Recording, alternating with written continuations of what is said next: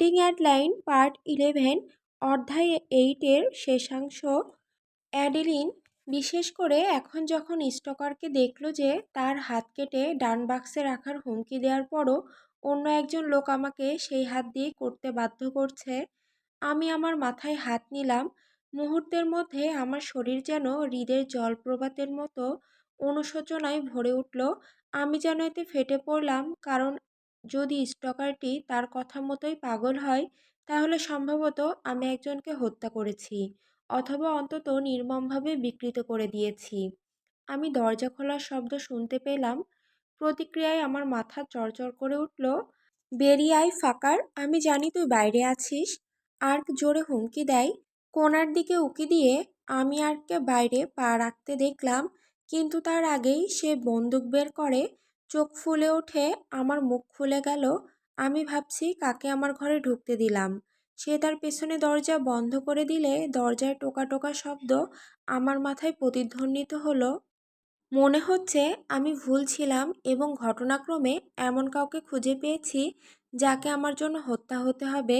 জুরির দোষ ধরা পড়েছে, কিন্তু যদি তার ফোরপ্লে থেকে কোনো ইঙ্গিত পাওয়া যায়, তাহলে আমার মনে হয় সে ওই বিভাগেও ভালো করত। এখন আমি এই পাগলটাকে আগের চেয়েও বেশি নিজের মেরে ফেলতে চাই। অবশেষে আমি এমন একজনকে খুঁজে পেয়েছি যে আমাকে সন্তুষ্ট করতে পারবে, কিন্তু এই অ্যাসলটা এটা নষ্ট করে দিচ্ছে। ঈশ্বর, আমি জানি আমরা সবসময় আমার জীবনের পছন্দের ব্যাপারে একমত হই না, কিন্তু দয়া করে এই বেচারাকে আমার কারণে মরতে দিও না। আমি মদ্যপান বন্ধ করব। এবার আমি এটাই বলতে চাইছি, আমি প্রার্থনা করছি যে আর্কের লক্ষ্য যেন ঠিক থাকে। যদি আমি বাইরে বেরিয়ে এসে মাথার খুলিতে গুলিবিদ্ধ ওই অদ্ভুত লোকটিকে পাই, তাহলে আমি কখনোই তার মৃত্যুতে শোক করব না। পরবর্তী কয়েক মিনিট আমি কিছুই শুনতে পেলাম না। হৃদস্পন্দন কানে ধড়ফড় করার সময় কিছু শোনা কঠিন, কিন্তু গুলির শব্দ ভুল হবে না। ফাক! আমি এই সাসপেন্স সামলাতে পারছি না। আর অপেক্ষা করতে না পেরে আমি দরজার পাশে জানালার কাছে ছুটে গিয়ে বাইরে উকি দিলাম। আর্কের গাড়ি এখনও আমার ড্রাইভওয়েতে বসে আছে, কিন্তু এছাড়া আর কিছুই দেখতে পাচ্ছি না। কোনো মৃতদেহ নেই, কিছুই নেই। এই মুহূর্তে আমার সবচেয়ে প্রিয় মানুষটির জন্য একটি দ্রুত প্রার্থনা করতে করতে আমি ধীরে ধীরে দরজা খুললাম। কোনো কষ্ট বা লড়াইয়ের শব্দ শুনতে পেলাম। ঝিঝি পোকার কিচিরমিচির ছাড়া যখন আর কিছুই শোনা যাচ্ছে না, তখন আমি দরজাটা আরও প্রশস্ত করে খুলে বাইরে বেরিয়ে আসলাম। পায়ের নিচে কিছুর খটখট শব্দ আমার শরীরকে পাথরে পরিণত করে তুলল। আমি চোখ বন্ধ করে নিলাম, মুখে আরেকটা প্রার্থনা। যদি আমি শরীরের কোনো অংশে পা রাখি, ও আমার ঈশ্বর, আমি ভয় পেয়ে যাব। কয়েকটা ছোট শ্বাস নিয়ে আমি আবার পা সরিয়ে নিচে তাকালাম।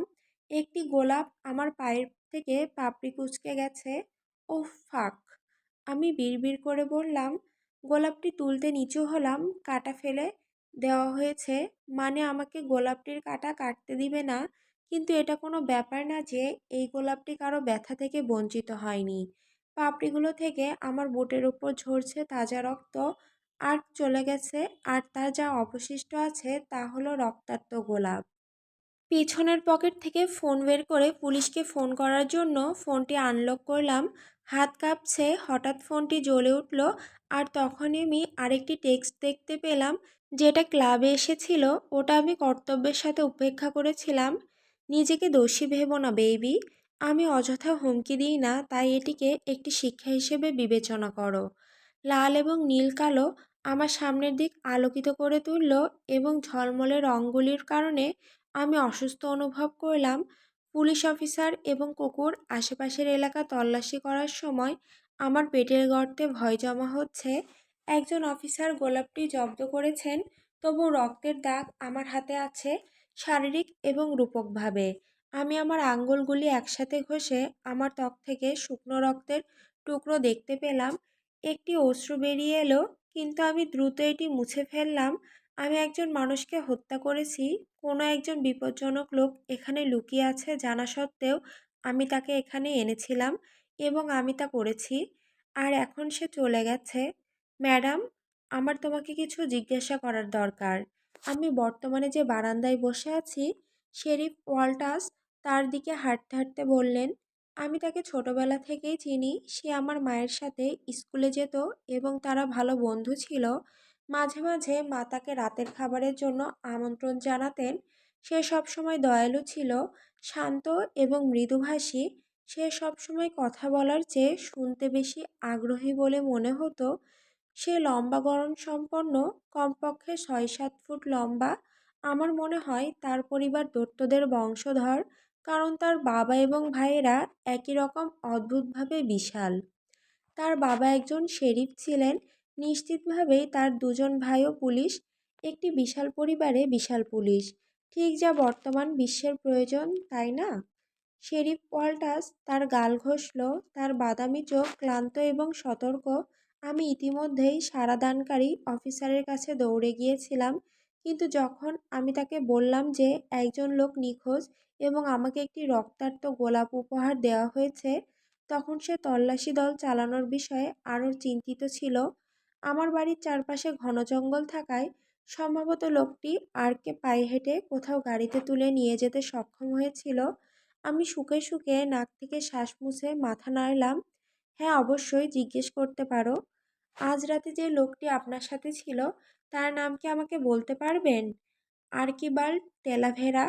আমি রোমান্টিকভাবে উত্তর দিলাম। আমার মনে হয় আর্ক ভণ্ডামি করে আমাকে তার পুরো নাম বলার ফলে লাভই হয়েছে। মজার কিছু না হলেও আমি প্রায় হেসেই ফেললাম। শেরিফ তৎক্ষণাৎ কথা বললেন না। আমি তার দিকে তাকিয়ে লক্ষ্য করলাম তার ঘন কালো ভ্রু উঁচু হয়ে আছে। টেলাভেরা, তাই না? এই লোকটি হয়তো তোমাকে সন্তুষ্ট করেছে।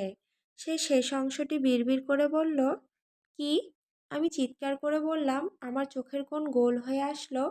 শেরিফ দীর্ঘশ্বাস ফেলে তার ঘন কালো চুলের মধ্য দিয়ে হাত চালালো। তার ছোটবেলায় আমি নিশ্চিত যে সে আকর্ষণীয় ছিল, কিন্তু এখন রূপার রং তার চুলে আক্রমণ করেছে, আর তার চোখ এবং মুখের প্রান্তে বলিরেখা পড়েছে। তাকে বৃদ্ধ এবং বিকৃত দেখাচ্ছে, এবং বছরের পর বছর ধরে আমি তার চোখ নিস্তেজ এবং ক্লান্ত হতে দেখেছি। তেলাভেরেরা পরিচিত অপরাধী। সে আমাকে জানালো। আমার চোখ ফেটে গেল। সেই মুহূর্তে আমি বুঝতে পারলাম যে আমার মা আমাকে লালন পালন করার জন্য একটি ভয়ানক কাজ করেছেন। আমার জীবনের পছন্দগুলো সম্প্রতি সন্দেহজনক হয়ে উঠেছে। উপর থেকে আসা শয়তানের সাথে আমার দীর্ঘক্ষণ কথা বলা দরকার। আমার মনে হয় সে আমাকে মেরে ফেলার চেষ্টা করছে। আমি ভাবতে শুরু করেছি যে আমার কি করা উচিত। কী ধরনের অপরাধী? শেরিফ ওয়াল্টাস তার ফাটা ঠোঁট একপাশে ঘুরিয়ে নেন। দেখে মনে হয় তিনি কিছু বলতে চান। কিছুই প্রমাণিত হয়নি, কখনো পর্যাপ্ত প্রমাণ নেই, কিন্তু তারা মূলত কোকেন ব্যবসা করে অভিযোগ। তিনি শেষে আমাকে এড়িয়ে বললেন, আমি যা বলতে পারি তা হলো আর্কিবাল্ডের বিরুদ্ধে তার প্রাক্তন স্ত্রী বেশ কয়েকবার পারিবারিক সহিংসতার অভিযোগ এনেছেন। অবশ্যই তিনি অভিযোগ থেকে অক্ষত রয়েছেন, তবে তিনি খুব হিংস্র মানুষ হিসেবে পরিচিত। আমি মাথা ঘুরিয়ে হাত দিয়ে মুখ ঢেকে ফেললাম। শেরিফ ওয়াল্টাস আমার পিঠে অস্বস্তিকরভাবে হাত বুলিয়ে দিচ্ছেন। ধরে নিচ্ছেন আমি কাঁদছি, কিন্তু আমার চোখ সাহারা মরুভূমির মতো শুষ্ক। আমি কাঁদতেও পারছি না। নিজের ওপর রাগ হচ্ছে এত বোকামি করে একটা এলোমেলো লোককে বাড়িতে নিয়ে যাওয়ার জন্য। ওই লোকটিকে খুন করার জন্য রাগ, একটা বিপজ্জনক পরিবারের সাথে যুক্ত একজন লোক। তার পরিবার কি আমার পিছনে লাগবে? না। সে তীব্রভাবে উত্তর দিল। ওই পরিবারের ১ মাইল লম্বা শত্রুর তালিকা আছে। ওরা একটা এলোমেলো মেয়ের সাথে নিজেদের জড়িত করবে না। ওরা হয়তো তোমার খোঁজ নিতে পারে, কিন্তু যখন তারা কিছু খুঁজে পাবে না, তখন ওরা যাদের উপর রেগে আছে তাকে খুঁজে বের করতে শুরু করবে। আমি এতে কিছুটা আশ্বস্ত হয়ে মাথা নাড়লাম। অর্থাৎ তারা যদি গোলাপ সম্পর্কে জানতে না পারে। আমার হৃদয় যেন কূপের মধ্যে পাথরের মতো ডুবে গেল। আমি মাথা তুলে তার দিকে তাকালাম। তার অর্থ বুঝতে পারলাম। ওই গোলাপটি ব্যক্তিগত ছিল, অ্যাডেলাইন। তুমি কি জানো এর অর্থ কী? আমার আমার একজন স্টকার আছে। আমার বাড়িতে ভাঙচুর করা হয়েছে, এবং আমি যেখানেই যাই সেখানেই গোলাপ আসছে বলে আমি সম্প্রতি বেশ কয়েকটি রিপোর্ট করেছি। শরীফের ভ্রু কুঁচকে গেল। আমি তোমার ফাইলটি দেখেছি। কোনো স্টকার সম্পর্কে কোনো রিপোর্ট করা হয়নি। আমি মেরুদণ্ডের ভেতরটা ধাক্কা খেয়ে সোজা হয়ে গেল। তুমি কি বোঝাতে চাইছো? আমি জিজ্ঞাসা করলাম, আমার কণ্ঠস্বর তীক্ষ্ণ এবং রাগান্বিত। আমি বেশ কয়েকটি রিপোর্ট করেছি। শান্ত হও। শরীফ ওয়ালটন বলল, তার কথার সাথে মিলে যাওয়া অঙ্গভঙ্গিতে হাত ছড়িয়ে। আমি যখন প্রিসিংকটে ফিরে আসব, তখন বিষয়টা আরও গভীরভাবে দেখব। এখন আসলে কি হচ্ছে বলতে পারবে? আমার হৃদয়কে ধীর করতে বাধ্য করলাম। আমি যা ঘটছে তার সবই খুলে বললাম। আমি যখন বাড়িতে একা ছিলাম, তখন এলোমেলোভাবে মদ্যপানের গ্লাস, গোলাপ এবং অশুভ হুমকি সম্বলিত নোট কার্ড। শেরিফ ওয়াল্টাস অস্থিরভাবে শুনলেন। একটি নোটপ্যাড বের করেছেন এবং এক এক কথা বলার সাথে সাথে নোট নিচ্ছেন। যখন আমার কাজ শেষ হয়ে গেল, তখন আমি আগের চেয়েও বেশি ক্লান্ত বোধ করলাম। আমি বিষয়টি খতিয়ে দেখব।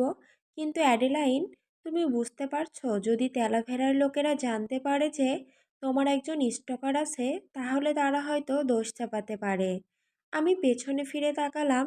সম্পূর্ণরূপে হতবাক হয়ে গেলাম যে একজন পুলিশ আমাকে সতর্ক করছে যে একটি অপরাধী পরিবার আমার পিছনে আসতে পারে। কিন্তু সে কখনো সত্য গোপন করার লোক ছিল না। বেশ কয়েকবার আমার বাবা কিছু জিনিস সম্পর্কে বিস্তারিত জিজ্ঞাসা করতেন এবং শেরিফ সর্বদা যা কিছু করার অনুমতি ছিল তা প্রকাশ করতেন। এমনও হয়েছিল যে কয়েকবার মাকে একটি শিশুর সামনে রাতের খাবারের টেবিলে ভয়াবহ কথোপকথনের জন্য দুজনকে চড় মারতে হয়েছিল, কম নয়। শেরিফ ওয়াল্টাস ক্ষমা চাইতেন, কিন্তু তিনি আসলে কখনো দুঃখিত মনে করেননি। আমি একটি বন্ধ করার জন্য আমার ক্ষমতা দিয়ে সব কিছু করব। তিনি আশ্বস্ত করলেন, কোনোভাবে এতে আমার সামান্যতম ভালো বোধ হলো না। দীর্ঘশ্বাস ফেলে আমি মুখ ফিরিয়ে নিলাম এবং ঘন গাছগুলির দিকে তাকালাম। লাল এবং নীল আলো জ্বলজ্বল করছে এবং একটি ছায়া নৃত্যের পার্টি তৈরি করছে। আমি মাথা নাড়িয়ে শেরিফের সাহায্য গ্রহণ করলাম। এই লোকটি আমার দরজায় আসা কোনো অপরাধীকে থামাতে পারবে না, সেটা অপরাধী পরিবার হোক বা একজন স্টকার। চিঠি, 10 সেপ্টেম্বর 1944। আমি 3 দিন ধরে রোনালদোকে দেখিনি। 3 দিন ধরে ভাবছি সে কোথায় আছে।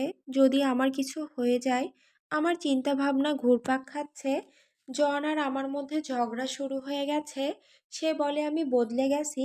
আমি আর সেই মহিলা নই যার প্রেমে সে পড়েছিল। এখন আমি নাকি অনেক দূরে। যখন সে যৌন সম্পর্ক করতে চায়, তখন আমার আর আগ্রহ নেই।